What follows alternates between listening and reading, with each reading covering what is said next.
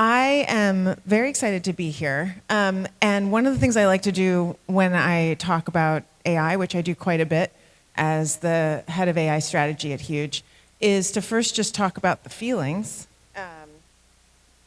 There we go, there's some feelings. I wrote a piece about a year ago describing the feeling I was having as being on a treadmill where someone had already set it for Usain Bolt. And so it was running. And I was trying to hop on. And it definitely feels that way to me still, a year later. And I think even being at this conference, hearing all the different talks, the different big thinking that's happening here, it continues, right? That sense that so much is going on.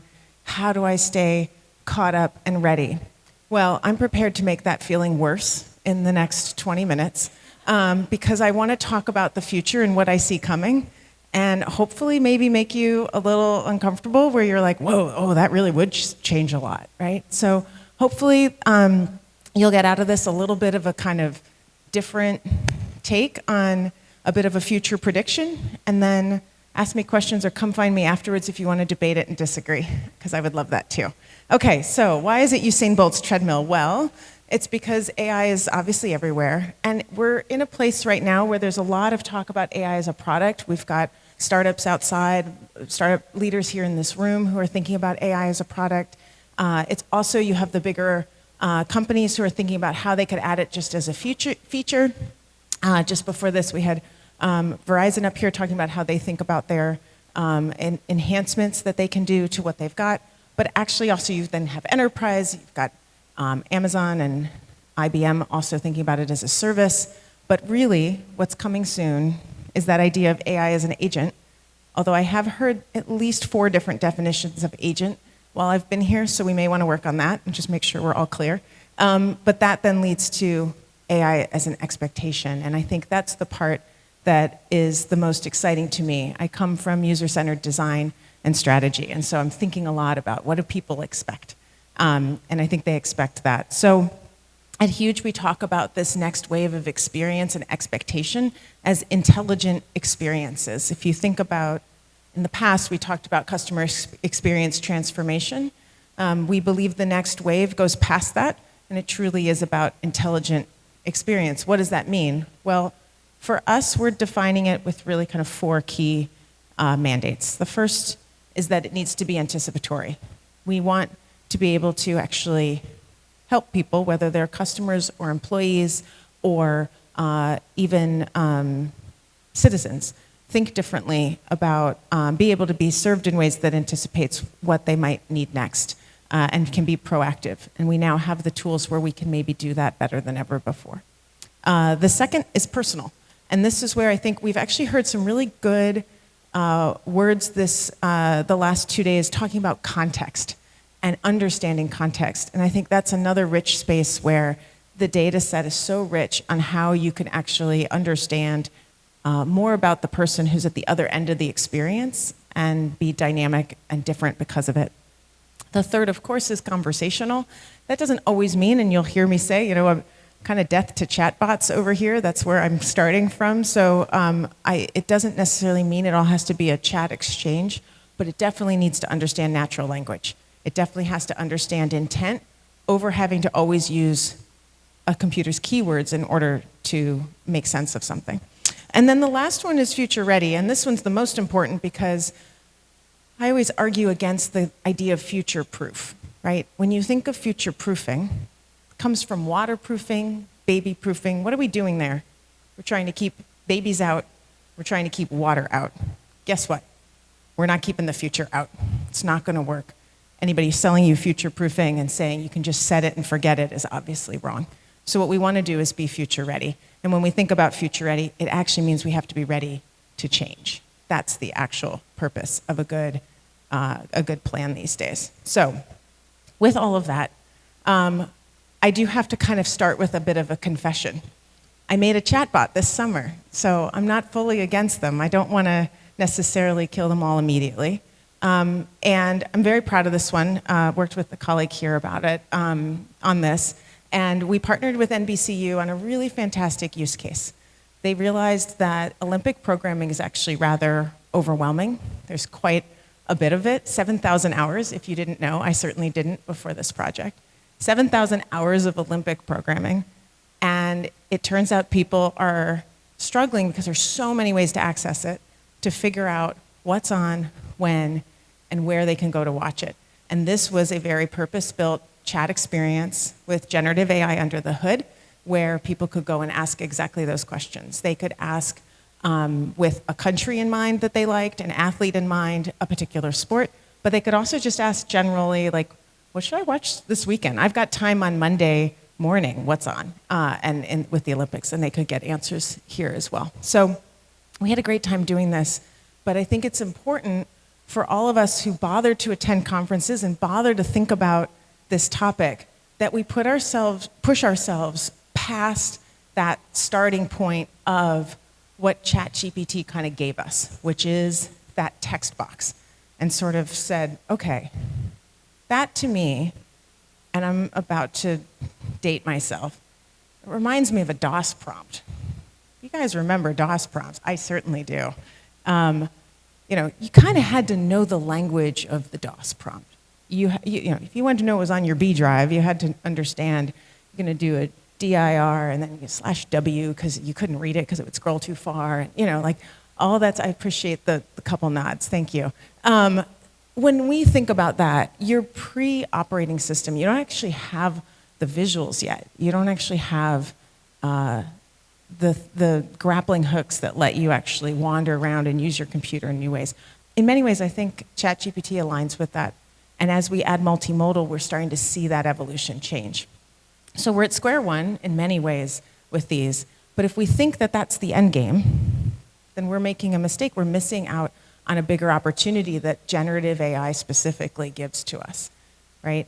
And so instead, and this is really the rest of my thesis here this morning, I want to propose there's a different future coming that actually can be bigger than maybe that sort of text, text back, voice, voice back, text, maybe text and some pictures back, but all kind of in a stream, right? Like that's kind of the definition in my head of the chatbot world, and I think we can do a little bit more. So instead, what I want to put in front of you is the thought that we should be thinking about the future is being filled with real-time interface. So when I think about real-time interface, what do I mean?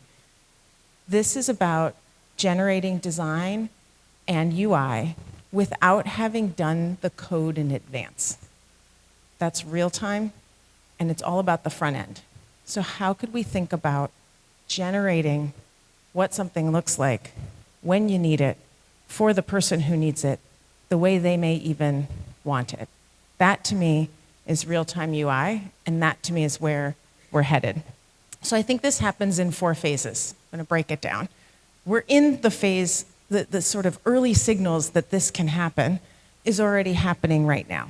That's phase 1, and it's just tool enhancement. When we look at Figma or Adobe or GitHub Copilot, we're getting these tools where generative is intersecting with the front-end UI in those ways, right? But it's also often additive to the processes we already have today.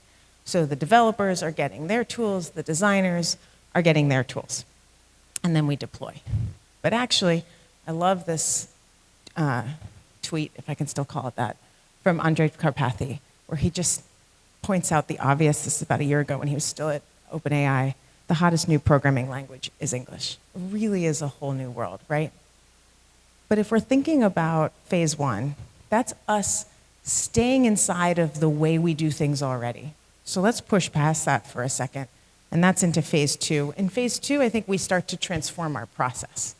So now, instead of having this notion of any kind of waterfall at all, any kind of design first, then dev, those can start happening at the exact same time. And actually, at Huge, we've merged those 2 teams under our same C-suite leader because we believe so strongly that those 2 things are going to intersect more and more.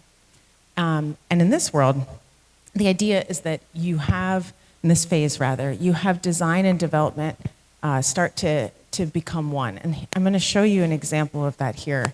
Anybody here familiar with Vercel? You guys know this one?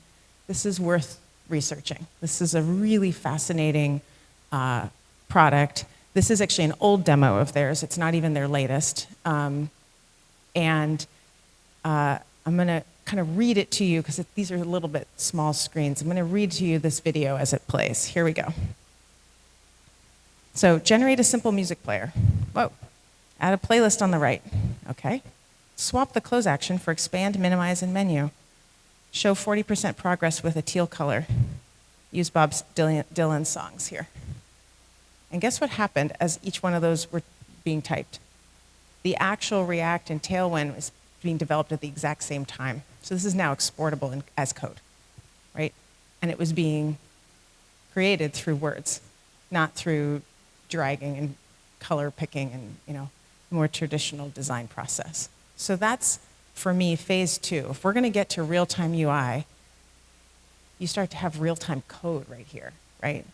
And of course, there's a world of work you have to do afterwards. You want to check that code. I don't want to be too dismissive. Like, you're not going to, you could, but, and then there's a lot of back-end work as well that you're going to want to do. So, but this is, anybody impressed? Is this kind of crazy, right? Yeah. So I definitely go sign up for their demos. You'll walk away. It's pretty wide-eyed. I find this really fascinating. Okay. So that's second phase, is we start to transform our process. So we're seeing a tool out there that's starting to say that can be done, and we're all starting to get to know it. Here comes phase 3. So phase 3, I don't know when this hits, maybe a couple years, 2, 3 years. I'm just guessing. In phase 3, we start to generate UI in real time, and we're going to do that off of best practice. So we know what works on the web. We know what gets clicks. We have multivariate testing, A/B testing. We've got all of our analytics. We have modules galore. So what if we could suddenly take all that knowledge that actually already exists inside of organizations and be able to apply that in real time to build the right page on the fly that's needed for success, right? To me, that's phase 3. And I'm actually going to show you an example now. Hopefully the sound comes through. This has already been demoed by Google. This is actually almost 10 months old, so that's how far away, how far we've, who knows what's happened since then in secret over there. But here's the video. Hopefully the sound comes through. Listen to the very last thing he says right before I stop the video. Oh, we don't have sound. I'll go backwards. We'll see what we can do. Do I need to plug in an audio pipe?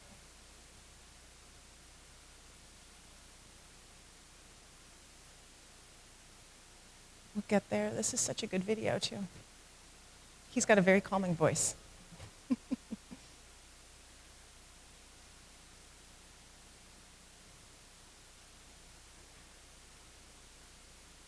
Okay, so phase 3, everybody ready this time?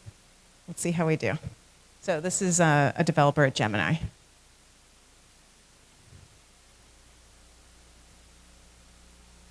Can that get any louder?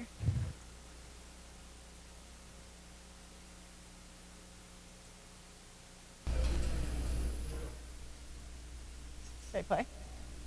Okay. Let's say I'm looking for inspirations for a birthday party theme for my daughter.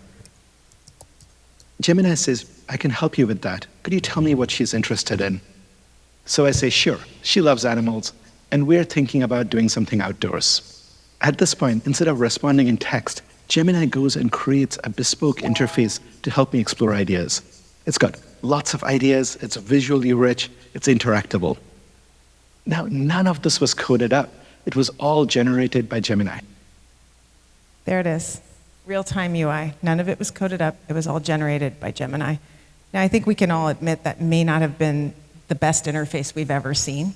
There could be some better ones out there. But still an amazing demonstration, I think. And when we look to predict what's coming and be ready for it, you're always looking for those early signs and then trying to anticipate what would come if you really, if that signal kept getting stronger. So that leads me to my fourth phase, which is imagine that you're doing that and it gets even more personalized and it starts to be connected to the actual person at the other end of it. and it gets smarter and smarter. That's true intelligent experience, I think. And so in this case, I'm going to show you, this is a proof of concept that Huge did that starts to get at this. It is, I'm going to show you the design video. So we have a POC as well. We developed this for real. It's just a little less clear, the story. This video is a little easier to understand. So here's the context. Hublot is a very fancy watch company. And so the idea, we started to talk to them and we said, we think search could be a little bit different. We think search is the start of a conversation. And actually, we think it should be more connected to sales and sales best practices.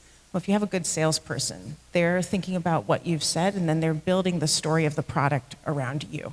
And so here's this demo of that. I'll kind of talk over it. So this person's looking for a watch for their husband.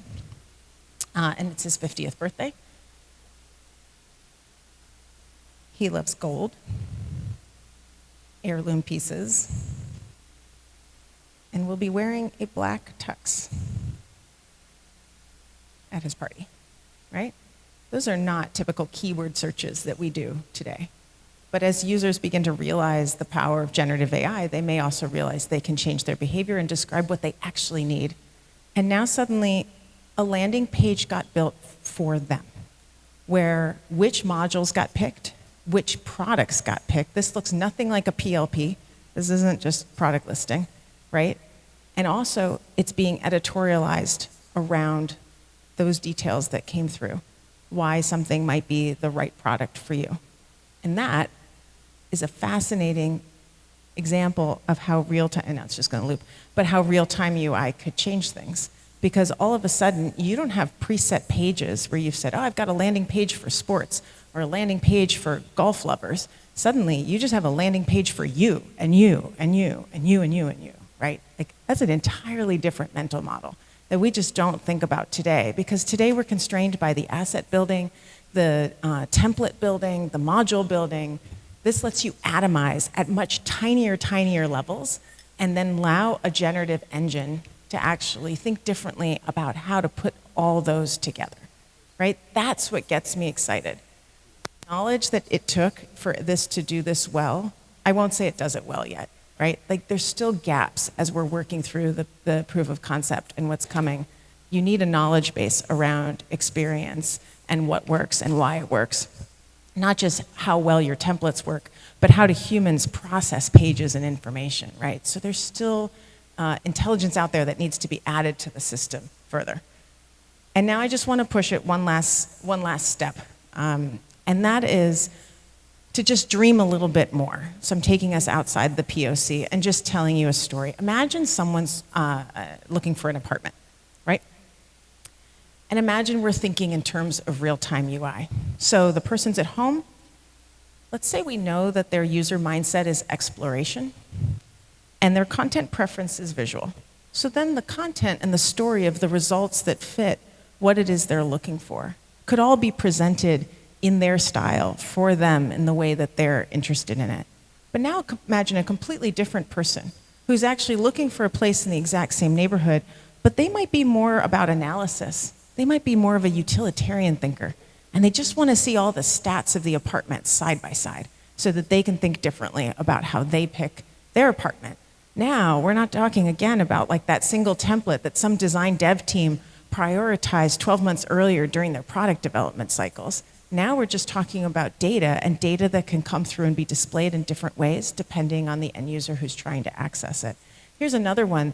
Maybe we take that first person and they're now on the go. They're visiting the neighborhood where these apartments are located, and they're, again, looking for inspiration. That's kind of how they convert, would be through inspiration. But now they're on the go, and so their best content preference now is voice. And imagine that suddenly they're getting a podcast walk through the neighborhood where they're able to hear, like, this is where this is where that is, as if someone's giving them a personal tour of what their life could be like here. And imagine then further, they get into one of the apartments, and we actually know what their furniture looks like and what the sizes are, and maybe they're wearing, Meta Ray-Bans with finally an augmented layer added on top. We're a few years out, and suddenly all your furniture gets lined up and you realize, ooh, this apartment costs a little bit less, but I'm gonna have to replace my couch because it's not gonna fit through the door. Imagine if that were part of your apartment hunting journey, right? A completely different way to think about apartment hunting. Now I'm talking about reams and reams and reams of data here, but just dream with me a little bit, right? This could be incredible. And when you think about a differentiator and how do you stand out in the crowd, you stand out by actually giving people what they really need so that it's not up to them to have to figure out all the legwork and all the things that go with it. So you change the way that apartment hunting happens, and then let's take it one step further, which is that the person who is doing the hunting also has a say, and they then can influence it as well. And so now imagine they're in control, and they could ask incredibly nuanced, very specific things. Show me how school quality has changed over the past 5 years for all art schools within 3 miles of this apartment. Whoa, that's not everyone's use case. That's getting prioritized on no one's product map. And yet, that could be what somebody wants. Or maybe they want this. Show me how this home compares against the things I need most. And now suddenly we're at a level of personalization where I don't have to reteach you what it is that I need. In this case, this person's into fitness, focuses on walkability. We know they like to swim, so it talks about nearby pools.